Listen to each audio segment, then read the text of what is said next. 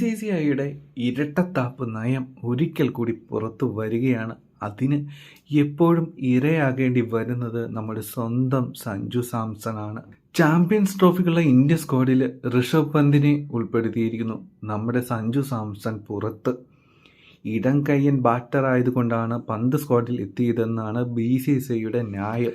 Sanju one down batter ആണെന്നും പന്തിനെ 4 മുതൽ 6 വരെയുള്ള ഏത് പൊസിഷനിലും ഇറങ്ങാൻ സാധിക്കുമെന്നും നല്ല സെലക്ടർമാർ വിലയിരുത്തി.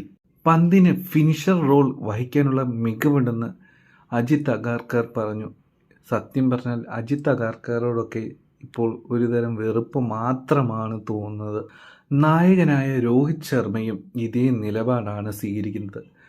രോഹിത് ശർമ്മയെ ആദ്യമൊക്കെ വളരെ ഇഷ്ടമായിരുന്നു. ഇപ്പോൾ അദ്ദേഹത്തോട് ഒരു ലോഡ് വെറും വിലയില്ലാത്ത പുച്ഛം മാത്രമാണ് തോന്നുന്നത്.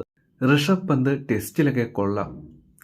ഏകദിനത്തിലും 2020 വരുമ്പോൾ ഈ ഋഷഭ് പന്ത് എന്ന മഹാപ്രതിഭ ഒരിക്കലെങ്കിലും നമ്മൾ സഞ്ജു കളിക്കുന്നത് പോലെ മികവാർന്ന ഷോട്ടുകൾ കളിച്ചിട്ടുണ്ടോ എന്ന് ഒന്ന് ആലോചിച്ച് നോക്കൂ. അദ്ദേഹത്തിൻ്റെ ഈ കരിയറിൽ ഒരിക്കലെങ്കിലും ആ ഒരു മികവിലൊരു ഷോട്ട് കളിച്ച് കണ്ടാൽ നമുക്ക് അദ്ദേഹത്തെ അംഗീകരിച്ചു കൊടുക്കാം. ടെസ്റ്റിൽ അദ്ദേഹത്തിൻ്റെ കഴിവിനെ നമ്മൾ അംഗീകരിക്കുന്നു. പക്ഷേ സഞ്ജു സാംസൺ കളിക്കുമ്പോൾ ഉള്ള ആ മികവും ആ ഭംഗിയും ഋഷഭ് പന്തിന് ഈ ജന്മത്ത് നേടിയെടുക്കാൻ കഴിയുമെന്ന് തോന്നുന്നില്ല. അതുകൊണ്ട് തന്നെയാണ് സഞ്ജുവിനെ ആളുകൾ ഇത്ര സപ്പോർട്ട് ചെയ്യുന്നത്. മഹാപ്രതിഭയാണ് ഋഷഭ് പന്ത് എന്നൊക്കെയാണ് ചിലരുടെ വാക്കുകൾ.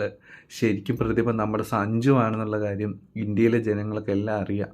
പക്ഷേ ഇപ്പോഴും ഇരട്ടത്താപ്പ് നയം കൊണ്ട് നടക്കുന്ന BCCIക്ക് ഇത് മനസ്സിലാകുന്നില്ല എന്നതാണ് വളരെ സങ്കടകരം.